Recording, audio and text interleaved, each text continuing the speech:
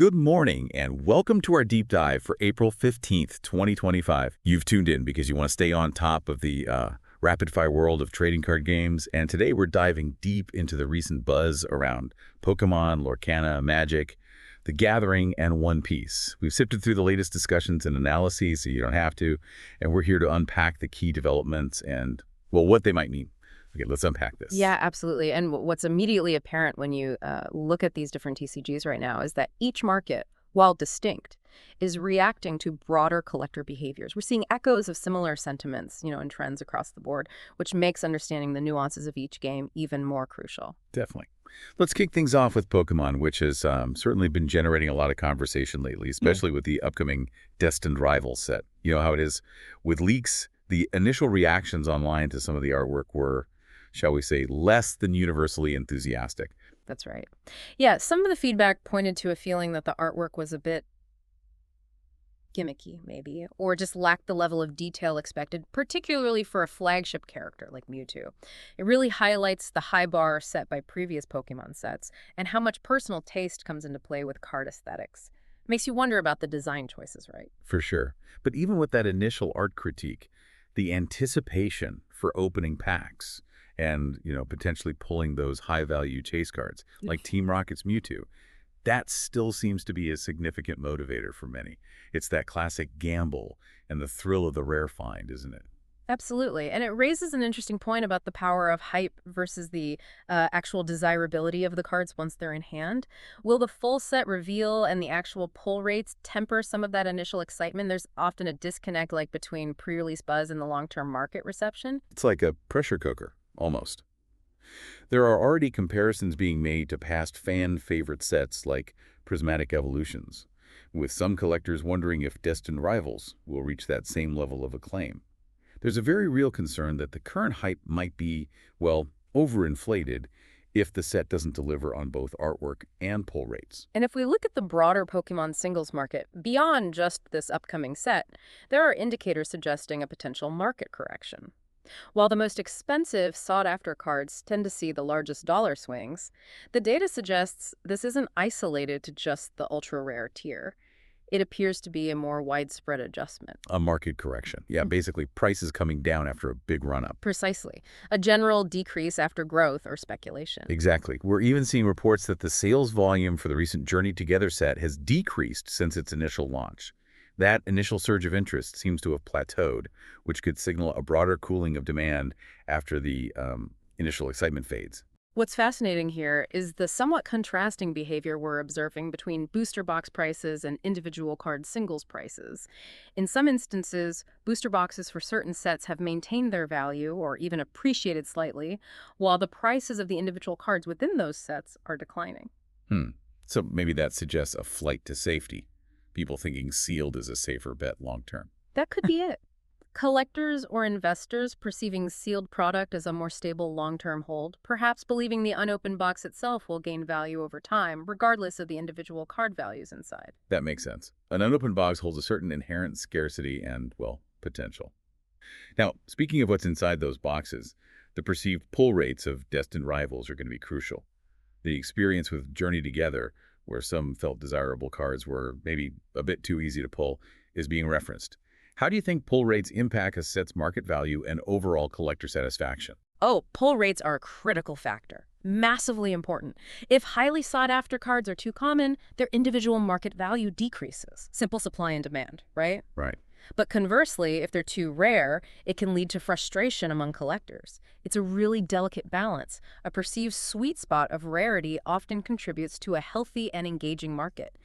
And the comparison to Journey Together suggests that if Destined Rivals follows a similar pattern of higher pull rates, it might face similar market adjustments for its singles. So this all leads to the narrative that Destined Rivals is under significant pressure. Some are even calling it a make-or-break set for the current momentum of the Pokemon TCG. That kind of expectation can really shape how the community reacts to the set upon release, can it? It's a double-edged sword, definitely. High expectations can drive initial sales, sure, but if the set doesn't meet those expectations, the disappointment can be equally strong, leading to a rapid cooling of interest. We saw a sort of microcosm of this with the leaks. Initial negative reactions to some art followed by renewed excitement, specifically after the Mewtwo reveal. It just shows the powerful influence of key iconic characters. And then you have the Team Rocket theme, which is central to this set. Opinions on the revealed Team Rocket secret rares seem to be quite varied. Some are really embracing the nostalgia and finding the artwork cool, while others have described some of the cards as stinkers or lackluster. It really speaks to the subjective nature of art and nostalgia. Yeah, even the Team Rocket's Mewtwo EX full art, which initially generated positive buzz, saw some collectors express that the final printed version didn't quite live up to the anticipation set by the initial previews. It's a reminder that even within a popular card, the execution of the artwork can significantly influence its reception. It's interesting to compare this to the original Team Rocket sets from back in the day. Those had a very distinct dark Kanto vibe, Totally gritty. whereas Destined Rivals appears to have a broader mix of trainers and Pokémon, drawing parallels maybe to sets like Gym Heroes and Gym Challenge. It's a different take on the Team Rocket theme. Exactly. Catering perhaps to a wider range of collector preferences this time around. And when you delve into individual collector preferences, you see examples like enthusiasm for specific trainer cards, such as the Archer and Moltres card, potentially even over some of the Pokemon cards. Yeah, I saw some buzz around that one. It highlights the diverse reasons people collect and the different aspects of the hobby that resonate with them. It's not always about the big monster. True. Although the look of the gold Team Rocket Energy and Crobat cards seems to be a point of widespread appreciation. Oh yeah, those golds look pretty slick. Well, Suggests that certain aesthetic choices in the card design can have a significant positive impact on how a set is received. and with the illustration rares, we're seeing that same spectrum of reactions. Positive feedback for some, like the Blaziken, Blaziken look great. but more lukewarm or even negative reactions to others. It really underscores the challenge of creating artwork that appeals to, well, everyone, which is impossible, really. Pretty much. So shifting our focus a bit, let's talk about some of the broader market trends we're observing in the Pokemon space. What stands out to you? Well, one notable trend is the stagnant prices we're seeing for singles from several recent and popular Scarlet and Violet era sets. Surging Sparks, Paldea Evolved, Twilight Masquerade, and even some of the older Sword and Shield sets. This prolonged lack of upward price movement could indicate a plateau in demand or potentially an oversupply of these singles. Things just aren't really moving up much. That stagnation ties directly into the Pokemon Company's stated strategy of focusing on reprinting newer sets. We've already seen 151 bundles being re-released through the Pokemon Center. Right, the reprints. And this initiative has potential ramifications for both the prices of individual cards from those sets and the value of sealed products. By increasing supply, reprints can naturally put downward pressure on prices. It's basic economics. And the decision to focus on reprinting bundles, specifically, as opposed to other sealed products like Elite Trainer boxes or booster boxes, that's an interesting strategic choice. It is, yeah. It could be aimed at making the product more accessible to a wider audience, or perhaps addressing specific areas of high demand. But it does raise questions about the long-term scarcity and potential appreciation of different types of sealed Pokemon products. Good point. Another external factor that could influence the market, particularly for collectors interested in Japanese cards, is the potential impact of changes to the de minimis rule for imports. The import rule. Yeah, the de minimis rule currently allows for the import of low-value goods without incurring customs duties. Any changes to this could introduce new costs and potential delays for those bringing in Japanese Pokemon cards. That could definitely affect their availability and pricing in the secondary market over here. Historically, we've often seen a pattern where singles prices tend to decline after a set's initial release as more supply enters the market. The post-release dip. Exactly. Before potentially rebounding months or even years later based on factors like playability in the TCG or long-term collectability. It's a cycle that seasoned collectors are quite familiar with. But there does seem to be a shift in the overall sentiment within the Pokemon collecting community right now. Compared to the intense hype and rapid price increases we've witnessed in recent years, there's a feeling of greater caution, maybe. Collectors and investors seem to be approaching new releases with a more discerning eye, perhaps less FOMO-driven. That's interesting. It's also fascinating to see arguments being made that modern Pokemon cards can actually offer comparable or even better percentage gains than vintage cards within shorter time frames. Sets like Team Up and Evolving Skies are often cited as examples of modern sets that have seen significant appreciation. It challenges the traditional view that only vintage Pokémon is a reliable, long-term investment. Absolutely. It shakes things up a bit. And the concept of market noise is an interesting one to consider, too. The idea that a high level of vocal dissatisfaction online. Like complaining about pull rates or art. Yeah, exactly. Whether it's about artwork, pull rates, or product availability, sometimes that noise can actually be an indicator of oversupply. When demand is super high and products are scarce, you tend to see more frustration about not being able to find things. Increased complaints might actually signal that there's plenty of product out there, but it's just not meeting expectations in other ways. Huh. Never thought of it that way. And speaking of expectations, Crown Zenith stands out as a Sword and Shield era set that has been heavily graded. Yeah, tons of slabs for that one. It likely reflects the set's depth of desirable cards and the generally positive opening experience, which encourage collectors to get their pulls graded and authenticated. Grading trends can be a good barometer of a set's perceived value and collectability within the community, for sure. And going back to product availability for a sec, the fact that we're seeing more readily available 151 bundles compared to the relative scarcity of other sealed products from recent sets, like ETBs and standard booster boxes. Right, those bundles seem easier to find again. It really underscores the Pokémon Company's focused reprint strategy and where they are prioritizing production. It's bundles over boxes, for now at least. Okay, so moving away from Pokemon for a moment, one of our sources mentioned opening a half case of a Weiss-Schwarz set. Oh yeah, Weiss Schwartz, different world. And experiencing high pull rates and pulling some significant hits. This serves as a good reminder that the market dynamics and set structures can differ quite significantly between various TCGs. What were the takeaways there? Well, it primarily highlighted that not all TCGs follow the same patterns as Pokemon, right? The high pull rates in that particular Weiss-Schwarz set didn't necessarily seem to devalue the hits. No, it sounded like it created more excitement around opening the product, actually. Yeah, and it also brought up the point that the English Weiss-Schwarz market is considerably smaller than the Japanese market. Which can influence both pricing and the overall availability of certain cards, definitely. Scale matters.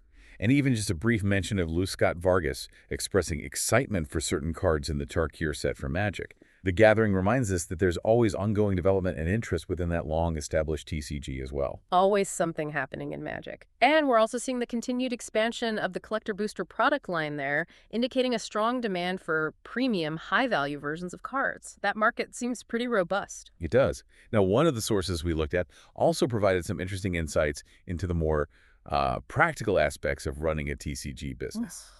The nuts and bolts.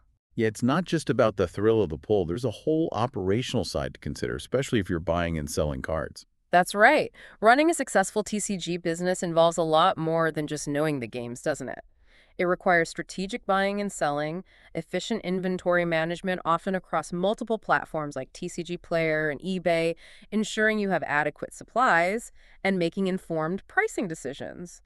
Sounds like a constant balancing act. Totally. We heard about the importance of having sufficient storage space, especially when dealing with a significant online inventory. Just finding places to put everything. And the challenges of managing both online orders and in-store customer expectations can be quite complex. You have to consider things like coordinating pickups and ensuring accurate inventory across all sales channels. No double selling. Nightmare scenario. The use of specialized software for pricing and inventory management seems to be absolutely essential in today's market. Oh, you'd have to, wouldn't you? Especially given the sheer volume of different cards and the constant fluctuations in their prices. Manually tracking all of that would be virtually impossible. These tools help businesses stay competitive and efficient. And the importance of stocking up on essential supplies like sleeves and top loaders and pricing them reasonably, ideally at or near MSRP, came up as a key element of good business practice. Yeah, don't gouge on the basics. Exactly. Avoiding excessive markups on these necessities can foster customer loyalty and goodwill. The idea of using dollar binders for bulk cards was also highlighted as a smart way to move inventory that might otherwise just sit around. Caters to a wider range of customers, too. shows that even lower value cards can find a home. And even for those dollar binders, using sturdier sleeves shows a level of care and attention to detail which can positively influence customer perception. Little things matter. Finding cost-effective storage solutions, like repurposing magazine files apparently, can also significantly improve organization and efficiency for businesses of all sizes.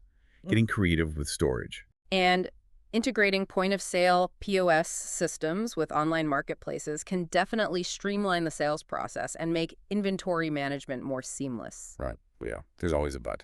The commission fees associated with these integrations are a significant factor that businesses need to carefully consider. They can really impact overall profitability, especially for those with high sales volumes. Those fees add up. It really underscores the multifaceted nature of running a modern TCG business.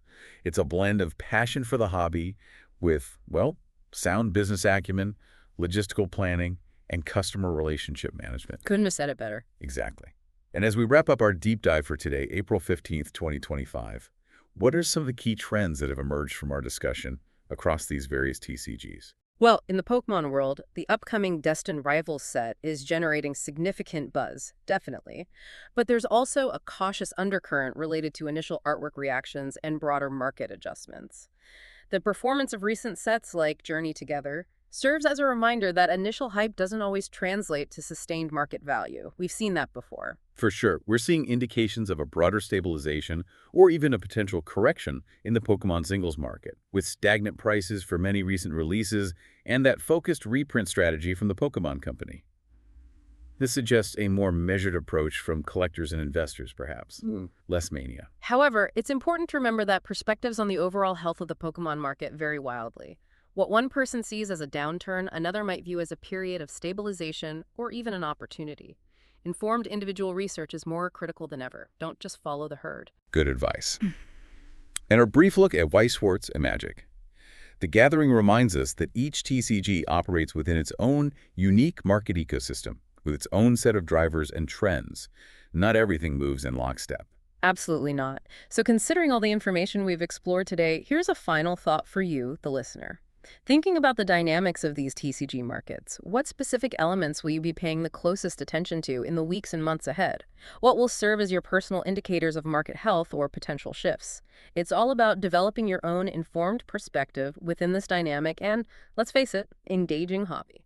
Thank you for staying with us, and don't forget to check out 151collectables.com for all your TCG needs.